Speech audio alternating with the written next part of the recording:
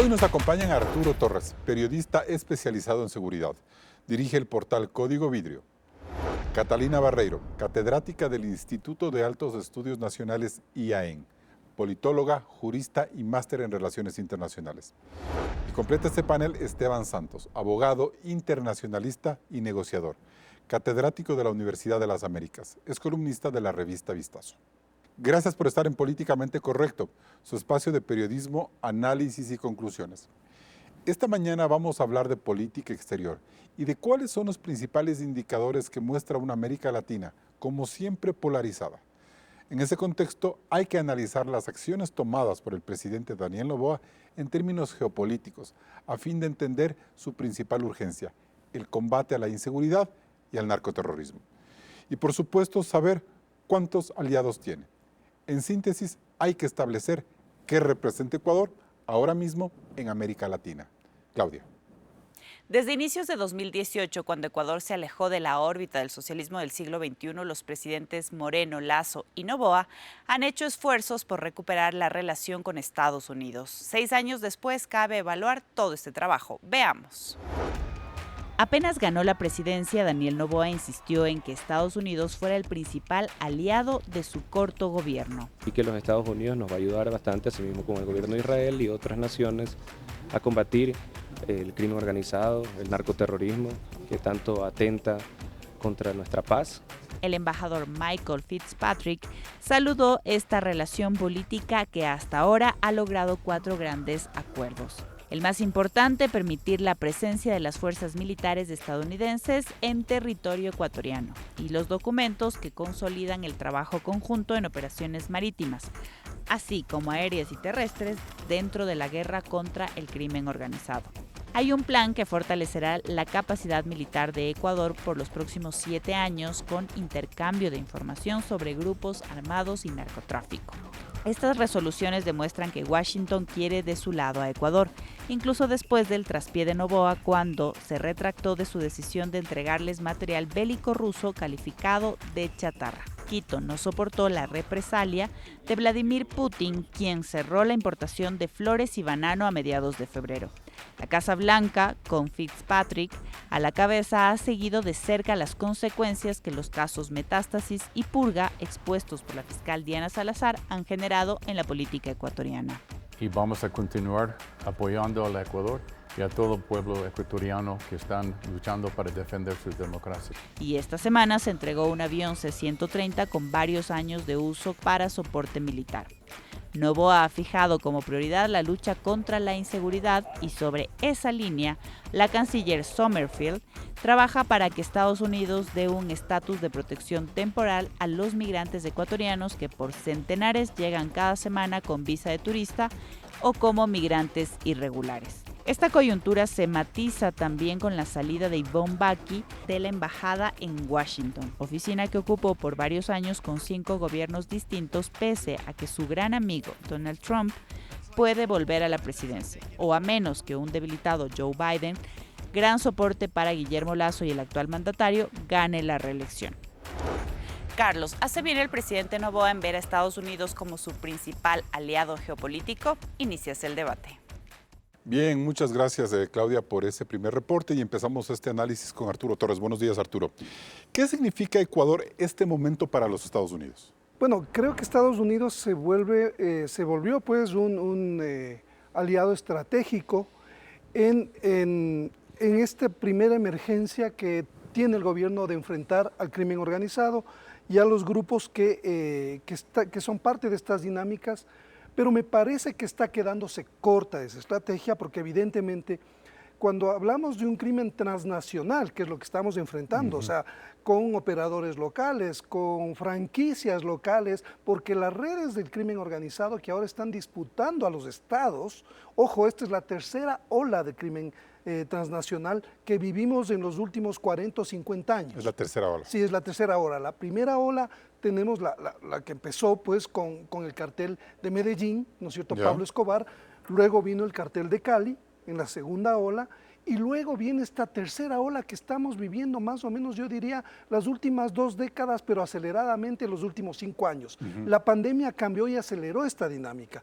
Entonces, esta tercera ola es la que tiene ahora a los estados contra las cuerdas, porque hay estados criminalizados, Venezuela, Nicaragua, claramente criminalizados, y hay otros estados que están disputándose ese tipo Arturo, de ¿criminalizados en qué amenazas. sentido? ¿En que se volvieron por gobiernos y por fuerzas militares que están vinculadas al crimen organizado? Así es, Ya, exactamente. ok. El caso de Venezuela es evidente. O Ya. sea, y ahí hay un presidente que manipula absolutamente todo el tema. La democracia ya no existe como tal.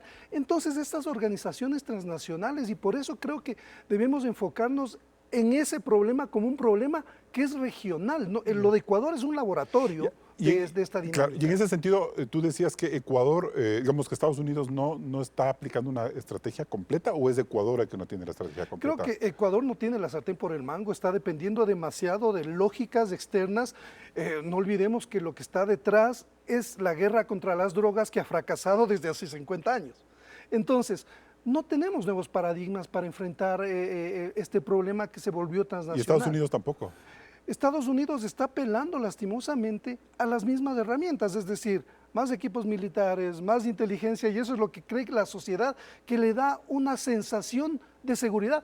Pero como vemos, esto tiene un periodo corto de duración. Perfecto. Vamos ahí, hacemos una pausa y vamos con Catalina. De lo que nos dice Arturo, ¿cómo podemos evaluar esta relación Ecuador-Estados Unidos? No solo en estos primeros meses, 4 meses de gobierno Noboa, sino lo que significó la apuesta que hizo Moreno y que continuó Lazo por acercarse a Estados Unidos en temas de seguridad. A ver, yo creo que deberíamos remontarnos a pensar que hubo también un posible cambio geopolítico internacionalmente. Y cuando hablamos de geopolítico, un intento también de tener una bipolaridad internacional, liderada una por los Estados Unidos y la otra por China y Rusia. En el caso del Ecuador, que esto lo volvió también atractivo para los Estados Unidos, es el hecho de que durante el gobierno del presidente Correa, la presencia china fue mucho más cercana que lo de los Estados Unidos. Tradicionalmente para el Ecuador los Estados Unidos significaron 2 cosas: su primer destino comercial y en segundo lugar su gran aliado de seguridad, que cada vez fue ganando un cierto nivel de importancia debido a que la prioridad en seguridad para los Estados Unidos en América Latina a finales de los 90 y en la primera década del siglo XXI era Colombia.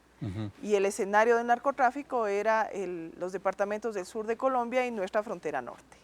Y esto hizo que... Pero siempre mirado en un segundo plano Ecuador.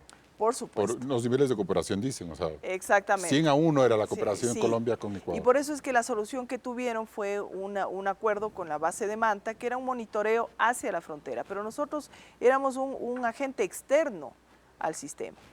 Y obviamente cuando llegan los Estados Unidos y salen de todas estas, con todos los gobiernos progresistas, salen de todas estas influencias de la región andina, que sale en realidad de América Latina, pero la región andina era su prioridad por el narcotráfico. Entonces sale de Venezuela con Maduro, sale de Colombia, a pesar de que Santos era el presidente, comienza a perder un poco de credibilidad justamente porque dice Arturo, porque hay un desgaste del conflicto y un desgaste de su estrategia.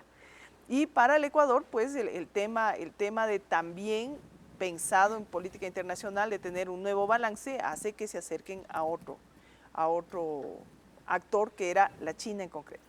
Claro, lo que ha pasado en estos 6 últimos años es que en cambio el balance geopolítico de los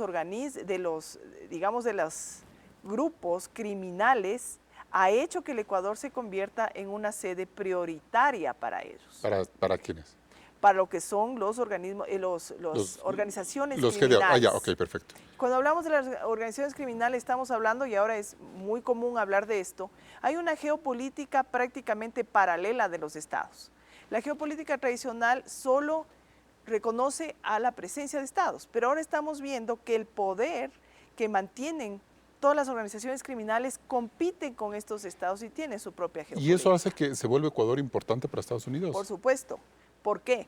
Porque como hemos visto, estas organizaciones criminales han logrado sí penetrar ciertos gobiernos, y estos gobiernos son geopolíticamente importantes para los Estados Unidos. ¿Por qué?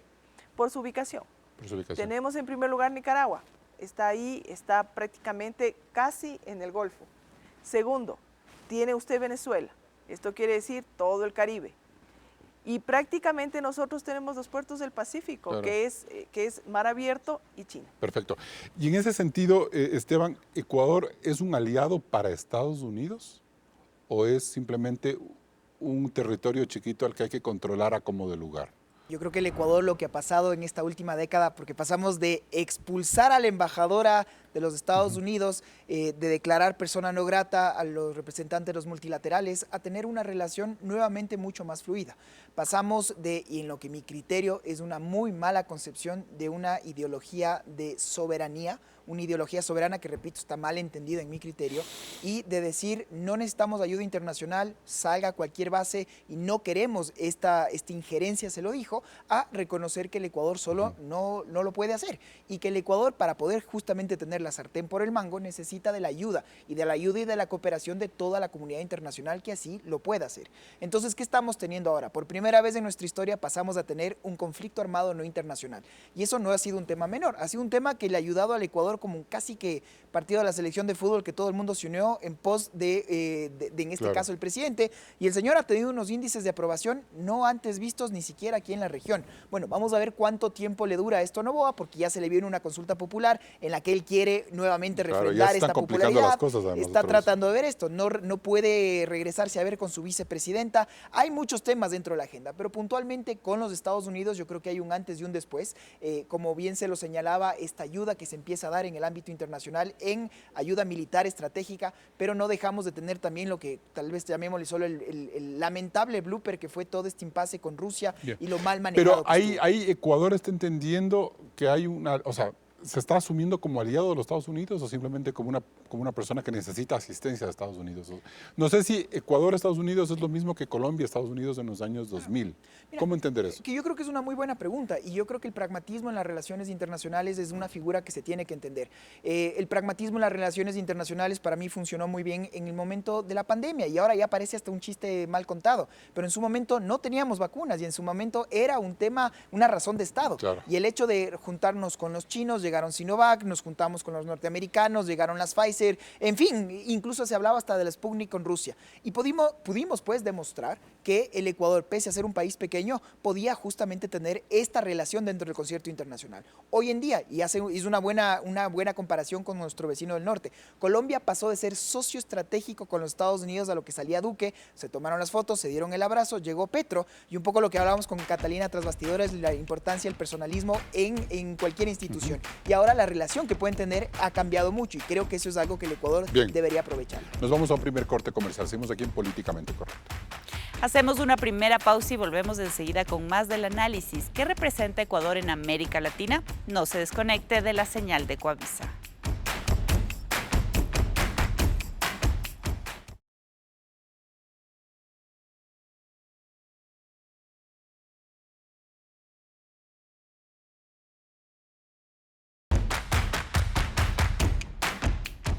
Seguimos en Políticamente Correcto. Esteban Santos, ¿qué pasa con Ecuador si pierde Joe Biden las elecciones a fin de año? No solo con el Ecuador, sino con la política internacional. ¿Qué va a pasar? Hablemos de Ecuador y toda esta dependencia y seguridad. Es un tema muy interesante porque nosotros pasamos una suerte de ser un patio trasero dentro de la administración Trump. Y está clarísimo que si bien el Ecuador en su momento no tomó la oportunidad de seguir adelante con un acuerdo comercial con los Estados Unidos, hoy esa oportunidad es aún más lejana. Hablábamos de por qué el Ecuador se quedó también lejos y muy lejos de tener esta exención del visado Schengen con los europeos, que sí lo tiene Colombia y Perú, otra vez por la soberanía que en su momento se malinterpretó y hoy no lo tenemos. Pero con los Estados Unidos, el Ecuador ha querido tener una cooperación mayor, queremos tener un acuerdo de libre comercio. Hoy día somos el único país que tiene una salida a la cuenca del Pacífico que no tiene ese acuerdo. Y si es que llega Trump, yo me atrevo a decir que otra vez volveremos a una política en donde América para los americanos y realmente nos regresarán a ver poco y mal. O sea, incluso se puede trastocar algunos temas de seguridad con Trump y Ecuador si llega Trump. Me atrevo a decir que sí. ¿Y por qué hacía la alusión a otros conflictos internacionales? Porque él dijo, si ustedes no pagan la cuenta, yo no tengo por qué solventar intervenciones o conflictos que se puedan dar en terceros países. Es otro criterio dentro de la política y lamentablemente yo vería que esa ayuda a la cooperación internacional se vería muy disminuida. Arturo, ¿qué tan grave puede ser lo que un poco reflexiona Esteban Santos? Que un simple cambio de gobierno en Estados Unidos le pueda complicar a Ecuador su estrategia de seguridad, tomando en cuenta de que por el momento es el único aliado que tiene para enfrentar el narcoterrorismo? Bueno, hay decisiones que se han tomado y que van a tomar y también duran varios años en aplicarse. ¿Ya? Entonces, la llegada de Trump en lo inmediato no va a afectar, creo yo, a esos convenios que están en marcha. O sea, se han comprometido recursos, se hablaba de cientos de millones de dólares, pero que se van a entregar en varios años. Entonces, yo creo que hay cosas que se van decantando independientemente de los mandatarios que estén en el poder. Estados Unidos tiene una política e instituciones que toman decisiones de mediano y largo plazo. Entonces, me parece que eso hay que tomarlo así. Y también ahora quisiera tomar en cuenta, y que se tome en cuenta, que la cooperación de Estados Unidos no solamente ha ido por el lado militar, Claro. sino que también hay apoyo, por ejemplo, a las organizaciones de la sociedad civil, y esos son apoyos que se van a ir dando a lo largo del tiempo. Al mismo periodismo se está buscando apoyar al periodismo de investigación a través de apoyos. Entonces hay unas líneas más transversales de la cooperación. Lo que pasa es que Estados Unidos ha enfatizado demasiado en esta solución militar para enfrentar el narcotráfico. Bien. Y creo que ese paradigma es erróneo. O sea, ese paradigma ya no funciona. ¿Y con Trump no puede cambiar eso? ¿Pudiera cambiar ese paradigma o no necesariamente? Es una muy buena pregunta. Porque bueno, Trump, si hay alguna constante, es que él nos puede sorprender en cualquier momento, porque es un tipo además muy pragmático, ¿no es cierto? Que se sale del esquema, que se sale de los patrones y pueden haber sorpresas. Pero yo creo que es importante entender que en este momento el tomar decisiones creativas, ir más allá de los paradigmas, son los que nos van a ayudar a encontrar salidas mucho más efectivas Ahora, a este problema. Arturo, ¿Ecuador se está asumiendo este momento frente a Estados Unidos como se asumió Colombia en los años 2000 o no estamos al mismo nivel? Es decir, ¿no significa este momento Ecuador para Estados Unidos lo que fue Colombia en la época de Uribe y de Pastrana primero y Uribe con el Plan Colombia? Como para decir, simplemente se movió geográficamente ese interés geopolítico de Estados Unidos por tener estabilizada la región andina. Es que creo que Estados Unidos entendió que Ecuador se volvió el centro de muchas dinámicas criminales desde hace más de una década. Y por eso es que se convierte en un eslabón y en el eje de unas operaciones que tienen que ver, por ejemplo, con el control ya desde el mar, el control del espacio aéreo, se vuelve estratégico. Fijémonos que ya mismo está por operar un puesto, y lo que mencionaba bien Catalina, o sea, la importancia que tiene China en este momento en Latinoamérica. Está por inaugurar China un puerto en Perú. En los próximos meses, eso va a cambiar la dinámica comercial. O sea, los chinos tienen unos pasos mucho más acelerados y estratégicos que le quitaron protagonismo económico a Estados Unidos. Pero Estados Unidos ahí sí va a tener una posición más específica frente a América Latina porque Trump odia a China. O sea, él creo que también llega debilitado. No nos olvidemos que él llega con algunos juicios, y es que llega a la presidencia, que también está por verse. Claro, porque puede ganar Biden. O sea, hay una posibilidad, pero me parece que los republicanos siempre han sido precisamente más hacia adentro, la mirada más hacia adentro y menos hacia afuera, pero un Trump debilitado también va a ser muy pragmático con China. O sea, China está viviendo un problema estructural, hay una migración acelerada de chinos saliendo después de la pandemia. Ellos tienen un problema grave, económico también, porque la población en capacidad de trabajar cada vez es menos. Entonces, China está también enfrentando unas lógicas internas que van a significar cambios en la geopolítica también. Catalina, ¿y si se debilita o se fortalece la relación de Ecuador con Estados Unidos en temas de seguridad, ¿Ecuador tiene otro aliado de ese nivel en América Latina o se ve una soledad, un abandono de Ecuador a su suerte frente a los demás países? A ver, yo iniciaría diciendo algo. La agenda estadounidense es una agenda de seguridad siempre que prioriza a cualquier otro tema. La agenda de los Estados Unidos en este momento es poder recuperar su capacidad geopolítica global con un rival claro que son los Estados Unidos. En el caso de Biden, probablemente la inercia que nosotros estamos viviendo se va a mantener. En el caso de Trump, él tiene varias cuentas pendientes con América Latina. Una de esas es Venezuela. Otra de esas es la Nicaragua. No pudo controlar lo que significó esa expansión. Entonces, me parece que partiendo de todo esto, Tendríamos que pensar que las alianzas en América Latina con las capacidades militares, que coincido con Arturo, no es la estrategia actual.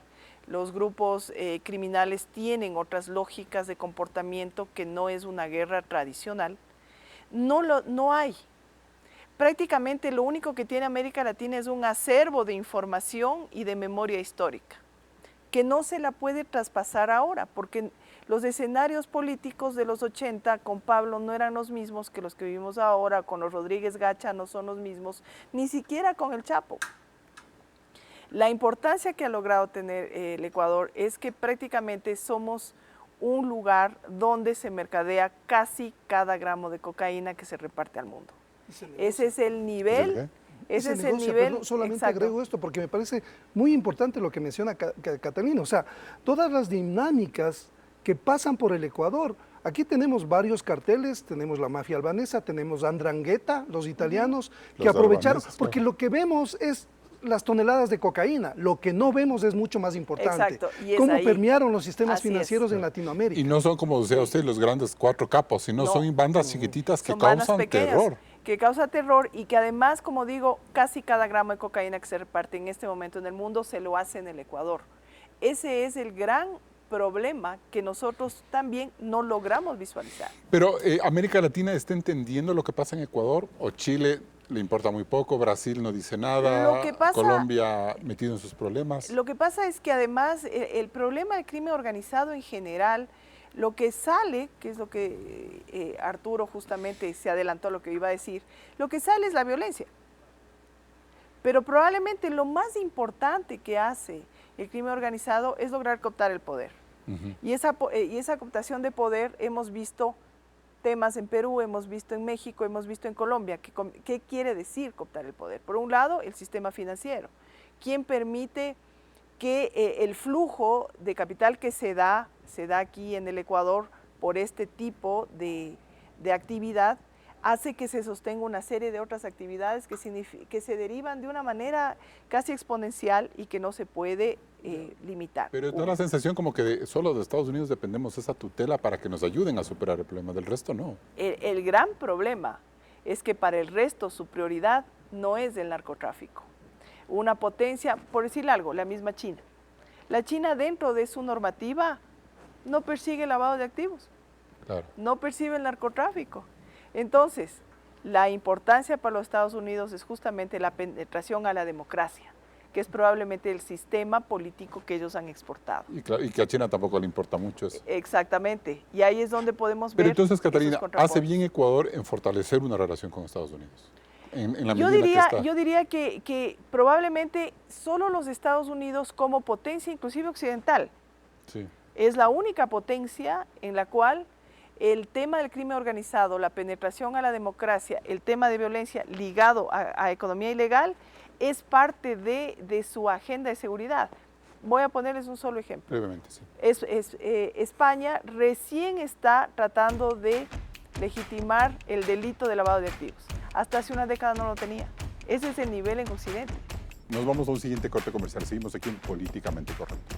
Recuerde que también estamos en vivo en ecuavisa.com y en Ecuavisa Play. Puede visitar el micrositio y revisar este y todos los programas de Políticamente Correcto. Regresamos enseguida con más.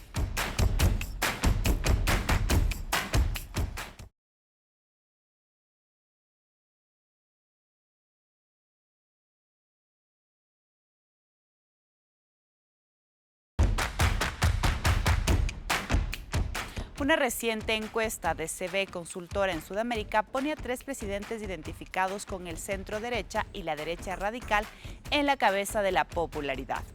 Hasta mediados de marzo, el ecuatoriano Daniel Noboa era el mejor evaluado con el 62,5%, seguido de Luis Lacalle Pou de Uruguay y de Javier Milei de Argentina con el 51,2%. El presidente de izquierda de Brasil, Lula da Silva, tiene un 50% de aceptación, seguido de Santiago Peña de Paraguay, mandatario de derecha. El resto de presidentes de izquierda están abajo de la tabla. Gabriel Boric de Chile con el 47%, el venezolano Nicolás Maduro con 45%, Luis Arce de Bolivia con 42%, Gustavo Petro con el 38,6% y la peruana Dina Boluarte con el 28,9%. Si a esta lista la expandimos a nivel latinoamericano, vemos que Noboa, según la firma America Society, se queda en el cuarto puesto de popularidad. Ranking que lo encabezan Nayib Bukele de El Salvador con el 88%, Luis Abinader de República Dominicana y el mexicano Andrés Manuel López Obrador.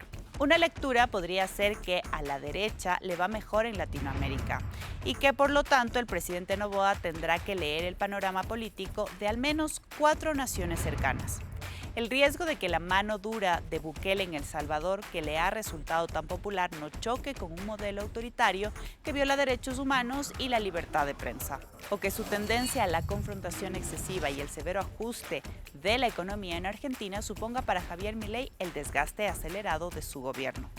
Tarde o temprano, Noboa tendrá que tomar una posición sobre el aniquilamiento de la democracia en Venezuela, toda vez que el chavismo boicoteó acuerdos internacionales para que la elección presidencial de julio sea transparente.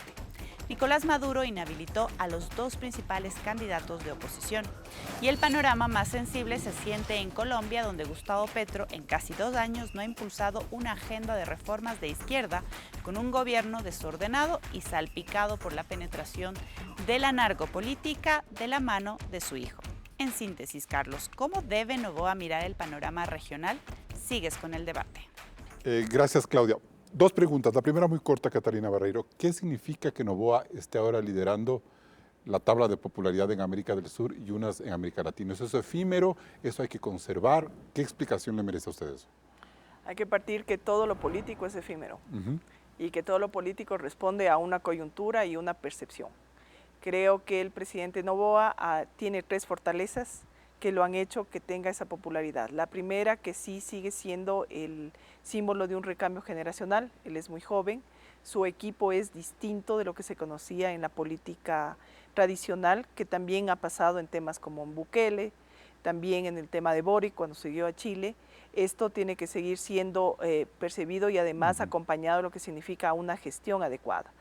Por otro lado, el tema de la seguridad sigue siendo un tema que aglutina a la gente. Esteban ya lo decía, si pensamos en la guerra del 90, nosotros también nos aglutinamos. La seguridad, ¿qué significa? La sobrevivencia siempre es importante. ¿Qué es esto? Simplemente la muestra de un cambio que vemos que está en toda América, que es cuestionar una década de progresismo. Segundo lugar, si tenemos a un presidente con esos altos niveles de percepción latinoamericana, él tiene que tener una respuesta frente a Venezuela y lo que acaba de ocurrir esta semana, el aniquilamiento de la democracia al cerrar el paso a las figuras más importantes de la oposición para que compitan con Maduro. Por supuesto. Creo que su segunda etapa en un gobierno tan corto que lo tiene es responder a lo que significa mantener una democracia regional. Usted no es popular solo adentro, usted también es una figura y es la representante de un Estado que creo que sigue siendo democrático y esperamos que lo siga siendo. Y frente a eso, ¿qué decir? O sea, ¿qué debe decir Noboa y Ecuador frente a Venezuela? Lo que está ocurriendo ahora mismo. ¿Dejar que Venezuela se vuelva una Corea del Norte prácticamente? Creo que el Ecuador ha tenido en eso también una política coherente, sobre todo desde el presidente Moreno, que es el hecho de considerar el autoritarismo, la corrupción e inclusive la penetración del narcotráfico dentro del poder, que ha significado el éxodo de miles de venezolanos, que el Ecuador ha sido en los mayores receptores. Y creo que esto le obliga al presidente Moreno a cuestionar la democracia, pero también a tener una respuesta humanitaria. Al presidente Noboa, sí. Sí, al presidente Noboa, disculpe. Esteban, ¿la región le va a dejar completamente sola a Venezuela, que se deteriore? Eso estamos viendo, porque los exhortos, los comunicados no quedan en eso. Y Maduro sigue con su plan de consolidarse para eternas memorias en el poder. Yo sigo esperando estar equivocado al creer que Maduro va a salir por la vía democrática y que va a haber una transferencia pacífica del poder. Insisto, espero estar profundamente equivocado, eso no va a pasar en Venezuela. Y lo que acabamos de ver en esta semana es una muestra adicional de aquello. ¿Por qué se levantaron parcialmente las sanciones? ¿Porque se dio algún tipo de muestra democrática? No, en lo absoluto. Estalló la guerra en Ucrania y en Rusia y otra vez el multilateralismo necesitaba un petróleo barato. ¿Y ahora en dónde están? y no me iba a hacer de a buenas con Irán. Y entonces, entre malos, ¿cuál es el menos malo? Y empecé otra vez a dar licencias de la Chevron Texaco en Venezuela. Y que hoy día voy a recular y tengo que volver a decir, no, ya no acepto este tipo de trato con líderes autoritarios. ¿Qué pasó en el Ecuador? Fue la canciller Sommerfeld la que abiertamente dijo que el Ecuador no reconocía a la dictadura del señor Maduro y muy rápidamente fue desdicha por el propio presidente. Por eso. Exacto. Claro, en su momento el presidente lo que dijo, ¿saben qué? Tengo un problema muy grande de hacinamiento, entonces yo voy a expulsar a todos los presos que estén aquí. Mayoritariamente son colombianos, peruanos y venezolanos. Y después, claro, los asesores le dijeron, espérese un segundo, no es tan fácil. Esto es caso por caso. Usted no puede hacer estas detenciones masivas o los juicios sumarios que están pasando en El Salvador porque simplemente son ilegales. Y entonces, el momento en que uno dice, yo no reconozco a ese gobierno, no tengo relaciones diplomáticas, pero sí tengo relaciones a nivel consular, porque como muy bien lo estamos diciendo, hay muchos venezolanos que han migrado en Latinoamérica y esas personas necesitan un pasaporte, esas personas necesitan algún tipo de documentación para poder vivir en los países. Maduro tiene en este momento el respaldo de Petro y de Lula como para decir, por estas razones, entre otras cosas, es que ha podido avanzar con eso. No solo que no lo tiene, sino fíjate igual lo que ha pasado en esta semana. Por un lado tenemos un presidente argentino que revolucionó un poco el Mercosur y un poco la política latinoamericana. Que también puede ser muy efímero, como dice absolutamente de acuerdo. Vamos, ¿no?, a ver si es que la cortapisa que él está poniendo va a tener un efecto, ojalá más temprano que tarde, porque la situación en Argentina está al borde de estallar. Pero mientras esto pasa, Argentina fue siempre uno de los lugares donde el socialismo del siglo XXI o líderes de izquierdas se podían sentir tranquilos y lavarse la cara. Ahora van a pensar 7 veces antes de irse a meter en la embajada argentina o antes de ir a Buenos Aires. Bueno, vamos a ver si les queda México. En junio sabremos en las elecciones. Pero por lo pronto, ¿qué acaba de pasar? Tenemos un Milei que le acaba de decir terrorista y asesino al presidente Petro. Petro responde y expulsa a diplomáticos argentinos de Colombia. Subimos la tensión, pero mientras todo esto pasa, tenemos un presidente chileno que le dice las cosas por su nombre a Maduro. Usted es un dictador.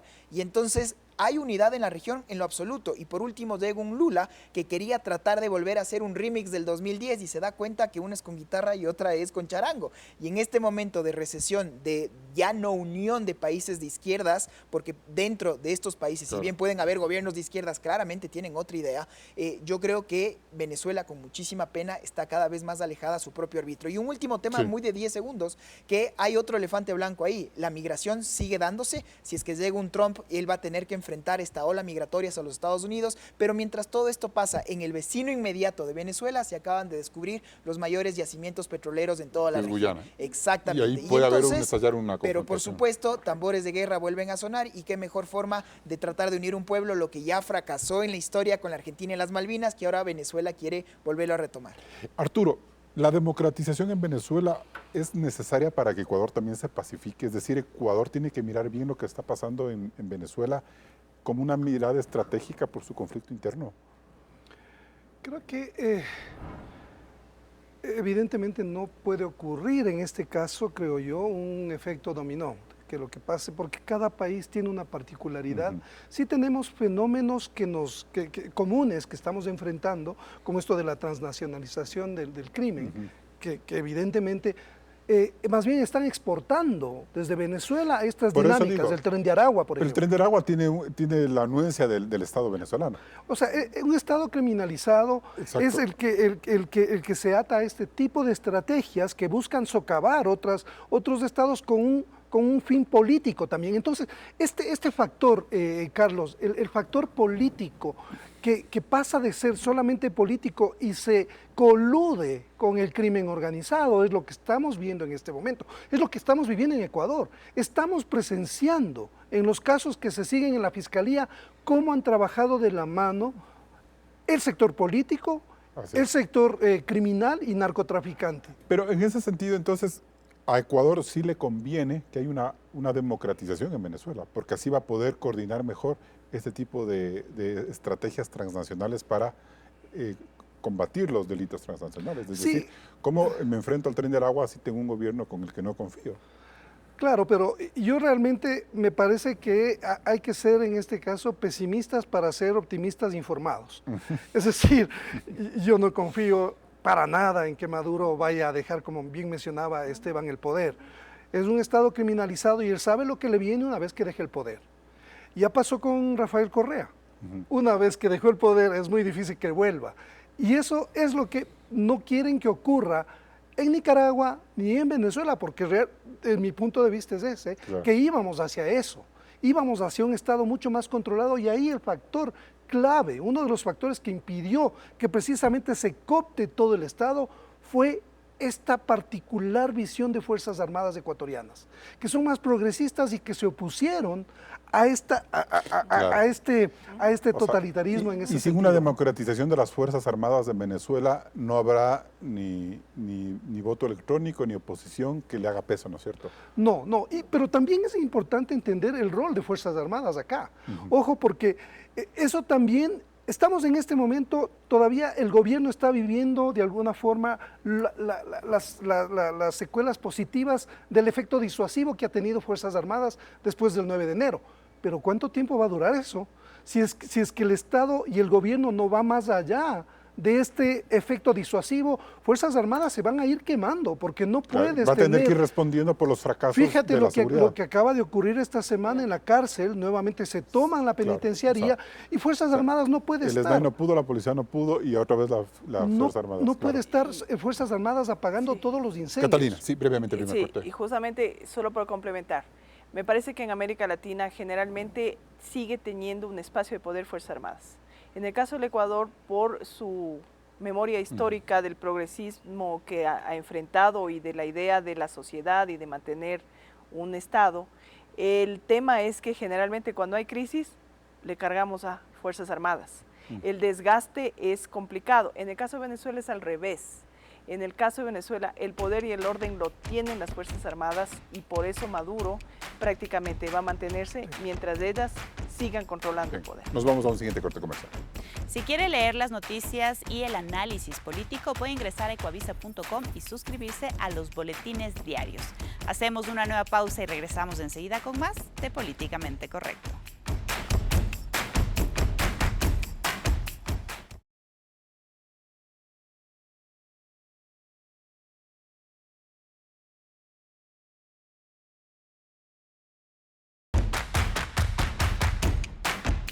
Bien, seguimos en Políticamente Correcto. Arturo Torres, ¿Colombia solo tendrá 2 años más de esta lejanía con Estados Unidos y esta posición de izquierda o puede avanzar en esta lógica o esta visión de democracia que ha manejado Gustavo Petro? Creo que el caso de Colombia es ejemplar. Es un presidente que camina con una lógica que que está desfasada ya en la región. Desordenado, Petro. O sea, yo pensé que iba a ser un líder mucho más efectivo. Sí, y no se vio ese líder que apareció en la campaña y que Pensé ganó iba a la ser un presidencia. tipo Rafael Correa, más o menos Por así. supuesto. Claro, con estructura y todo demás. Pero claro, el golpe que recibió de inicio ya no se ha podido levantar con lo del hijo y la vinculación con el narcotráfico. O sea, de esos golpes es difícil levantarse porque tienes a la institucionalidad colombiana que sí es mucho más fuerte en ese sentido, la fiscalía. Claro, que la corte, la y justicia. la corte que está caminando, entonces ese dogal que tiene Petro no le ha permitido moverse con facilidad. Y por eso creo yo que él no va a repetir. Y eso también es parte de este rompecabezas latinoamericano que vemos que Estados Unidos lo ha leído muy bien, ¿no es cierto? Y está apostando por Ecuador como una pieza clave de ese movimiento geopolítico para tener repercusiones a otro nivel, aprovechando también, evidentemente, el problema que se vive a nivel regional con el crimen organizado. ¿Y tú sientes que Ecuador está colaborando bien con la Colombia de Petro en este momento tan crucial para nosotros, que es evitar que no se convierta Ecuador en un polvorín? A ver, yo creo que las Fuerzas Armadas están colaborando, o sea, en las cosas nivel concretas de sí. seguridad, porque ven que hay una amenaza concreta sobre lo que está pasando. No olvidemos que hay muchos más laboratorios en la zona fronteriza. O sea, el nivel de producción de la cocaína aumentó de una manera impresionante. La demanda también creció a nivel mundial, entonces el negocio está boyante. Tenemos más laboratorios y esa lógica evidentemente a Colombia le conviene frenar en cooperación con Ecuador. Así esté Petro, digo. Así es, sí, independientemente de Perfecto. Petro. Catalina Barreiro, ¿qué le debe preocupar en este momento a América Latina? Colombia, El Salvador, Argentina, estos 3 países. A ver, primero, América Latina lo que le debe preocupar es la gran brecha de pobreza que tiene. Ya. Segundo, Y cada uno llega al poder con la receta con la de receta. resolver. Ahí tenemos varias cosas que está claro. Hay una conciencia en América Latina de crítica hacia el periodo progresista. Y Hay ahí un desgaste tenemos, del progresismo. por supuesto. O sea, creo que el último aliento viene a ser Boric sin solución. Ya. Pero con mucho mirada Con mucha- crítica de Boric hacia... Exactamente, ¿no? Y tratando de tener un planteamiento nuevo sin tenerlo. Petro llega pero sin un plan. Ya desconectado, ¿no? Entonces, prácticamente la figura de Milei es clave en el sentido de que es una posición radical que podría tener unas repercusiones importantes en cuanto a lo que es la región en sus soluciones. Pero ¿no le da la sensación de que está muy errático Milei, que se está equivocando, que no le está dando resultado y que eso puede, como decía Esteban, complicarle a la población argentina? Cuando yo digo que es clave es por una simple razón, es el más extremo de todos. Ajá. Si eso falla, nadie quiere. Ujú. En la política la crítica está dada sobre si es oportuno, si es real, si logra tener el éxito o si falla. Milei sale además queda con una Argentina muy fragmentada y con una Argentina con una crisis que nunca ha tenido. Probablemente sus formas de lograr gobernar son muy criticadas ahí dentro porque va sobre el tema de lo social. Su mayor crítica es el gasto y la inversión social. Eso siempre va a tener crítica y eso siempre va a tener fallas. Pero si estabiliza el dólar y Pero le da si un poco- estabiliza, probablemente logre tener otros 4 puntos por los meses que sean. Viene El Salvador. Pan para hoy, hambre para mañana, El Salvador. El Salvador, sí. El Salvador prácticamente estamos viendo que se está configurando también una figura que probablemente sea tan perenne como podría haber sido la figura de Maduro en su momento y lo que puede haber sido, porque yo creo que tanto Maduro como Bukele podría claramente verse con lo que eran los dictadores de los años 50. Exactamente igual. Un Batista, Carismáticos, un mano dura. Somoza, exactamente. Porque lo que ha pasado con Bukele es que es una trayectoria basada sobre el tema de la seguridad, sobre el tema de la violencia y que va cada vez restringiendo más y más y más las capacidades ciudadanas. Los ciudadanos apoyan eso por el tema de la sobrevivencia. En el caso de Maduro, en cambio, tiene una estructura de otro tipo, que es una estructura clientelar con un... Y de empobrecimiento. Y de empobrecimiento que va muy parecido a lo que podría ser Cuba. Claro. Porque en Salvador se ha visto más bien como que ha habido una mejora en las pensiones. Exactamente. Esteban. Justo eso quería llegar, que para mí hay una diferencia bien importante y el hecho es que Maduro logró lo impensable. Al país más rico de toda la región llegó a empobrecerle a niveles crónicos que nunca en su historia habían tenido.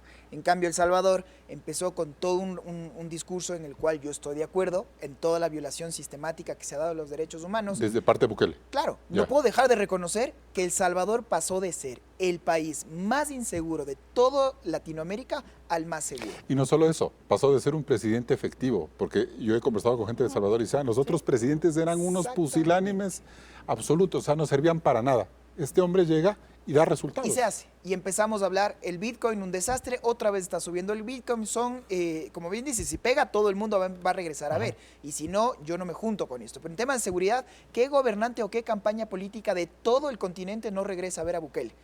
Habrán gente a favor, habrán otros en contra, pero Bukele está ahí en el centro de la mesa. Pensar ahora sí en inversiones, pensar ahora sí en venga, conozca El Salvador. Estamos inaugurando obra, está una cooperación china muy fuerte ahí. A lo que quiero decir es, usted puede hablar todo lo que usted quiera, pero al final sí es cierto esta idea de que obras son amores. Y al final de todo esto, sí hay que dejar muy claro, El Salvador hoy día es el país más seguro de la región. Algo ¿A quería qué decir costo? Catalina. Sí, algo creo que quería decir Así usted. es. Sí. Sí, justamente decía esto. Milei probablemente va a fracasar en su política social. Lo que hace Bukele para compensar sus reformas políticas también y su poder es hacer política social. Ahí tenemos la biblioteca. Claro. Ahí tenemos que usted va a los sectores más pobres y que tienen ahora acceso social.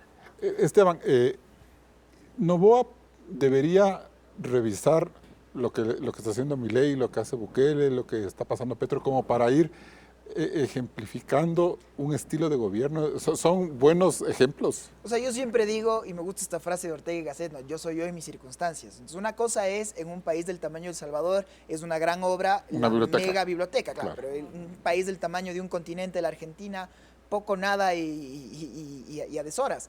Creo que también es un tema muy interesante lo que ustedes estaban conversando hace un segundo, del tema en Latinoamérica, la separabilidad de poderes. Entonces uno dice, a ver, ¿qué está pasando en Colombia? Tienes un presidente que, de acuerdo, saltó el escándalo de su hijo Nicolás y un poco que quedó descuadrado, pero tienes un legislativo que no le dejó gobernar, un legislativo que no le dejó de gobernar un presidente Lasso que empezó con el 70% y acabó con menos del 10%, y tienes un legislativo que al profesor Castillo no le dio la luz verde y el señor ahora está preso. O sea, Lasso, Castillo y Petro se parecen mucho. Fíjate, Boric quiere tener una agenda y ahora vuelve a ganar Cast y a ver, veamos en qué acaba la nueva constitución chilena. A lo que quiero llegar con esto es que tenemos regímenes hiperpresidencialistas, pero nos olvidamos que bien o mal seguimos en democracias y si no tienes el apoyo legislativo, fíjate las consecuencias. Arturo, con la popularidad que tiene Noboa ahora, ese cambio generacional que dice Catalina, ¿qué representa Ecuador en América Latina en este momento? Bueno, inicialmente es un recambio, se ve un presidente que toma decisiones después de dos presidentes que fueron de alguna forma, estuvieron contra las cuerdas y también eran personajes de la vieja política. Claro. Ellos vivían su propia crisis personal por la edad Y la por salud. las enfermedades y la salud. Entonces, esto es importante tener en cuenta cómo transmiten estas cosas a nivel simbólico y emocional. Pero ojo, creo que es importante también tener en cuenta que la sociedad civil es muy volátil en sus percepciones de los presidentes, en el caso ecuatoriano y latinoamericano. Esto puede cambiar radicalmente. ¿Por qué? Lo que estamos viviendo, precisamente, empiezan a haber levantamientos en las cárceles y la gente se pone en pánico, ¿no es cierto? Entonces, ese factor del miedo es un factor que también manejan los políticos coludidos con las mafias criminales. A Noboa le puede pasar lo mismo que a Lasso, entonces. Debilitarse si no maneja bien. Sí, eso creo que él debe tener, y el gobierno creo que tiene bastante claro el panorama para entender que tienen que salir ya rápidamente de esta etapa de la militarización y de entregarles toda la responsabilidad para enfrentar a la criminalidad, controlar las cárceles, a otras instituciones que tienen que ir hacia las economías criminales, por ejemplo. Claro. Las leyes que se han aprobado en la Asamblea van en ese Y camino. el fortalecimiento de la justicia. Y además, sobre todo, erradicar la corrupción que está enquistada en el Estado. ¿Cómo vas a enfrentar la corrupción? Bien, nos vamos a un siguiente corte comercial.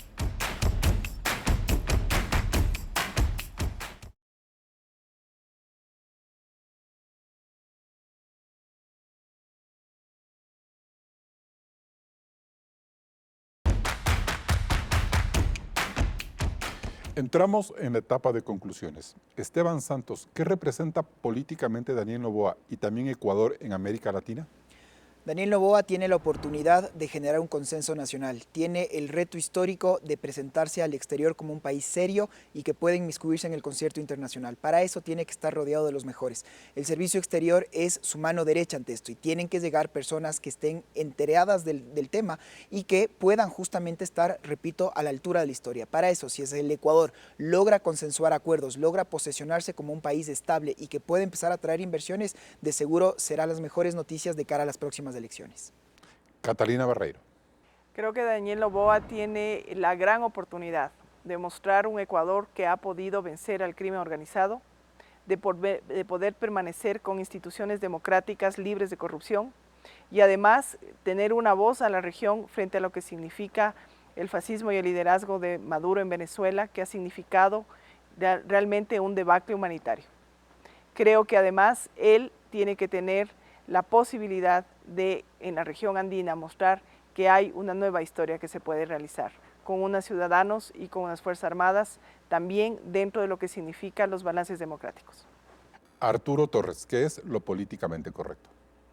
Bueno, lo políticamente correcto es que el presidente tenga una mirada mucho más transversal y entienda que esta dinámica que hemos vivido los últimos años solamente puede ser superada sumando a todos los actores de la sociedad y volviéndoles corresponsables de lo que es el futuro del país. Pasar de la sociedad del miedo a la sociedad del bienestar, a la sociedad del trabajo, que nos permita tener un desarrollo a futuro. Y bien, el presidente Daniel Noboa ha logrado sostener la cooperación político-estratégica con Estados Unidos, por lo que en un país tan inestable como el nuestro cabe resaltar que existan al menos 6 años consecutivos de una misma visión diplomática con los matices obvios del caso. A diferencia de coyunturas pasadas, la actual es extremadamente delicada para el Ecuador, donde la lucha contra el crimen transnacional requiere de esfuerzos precisamente transnacionales, que por fuera de Washington y de la Casa Blanca no se sienten en el resto de la región, ahogada en sus propios problemas. Por eso es importante que tras estos primeros meses de adaptación y de aprendizaje, el presidente Noboa logre esculpir una visión de política exterior sólida que le permita demandar, por ejemplo, de Colombia toda la colaboración que se requiere para cerrar el paso a los violentos. Mientras Estados Unidos mantiene su nivel de cooperación desde la diplomacia en Quito, hay que marcar intereses específicos para dialogar con un continente que hasta ahora luce poco interesado en evitar que Ecuador se convierta en un polvorín. El pragmatismo y la claridad de conceptos son fundamentales a la hora de construir una política exterior para los ecuatorianos. Hasta el próximo programa. Con estas reflexiones cerramos este debate de Políticamente Correcto. Recuerde que puede escucharnos en Spotify en la lista de reproducción. Nosotros nos volvemos a encontrar el siguiente domingo. Manténgase con la señal de Coavisa.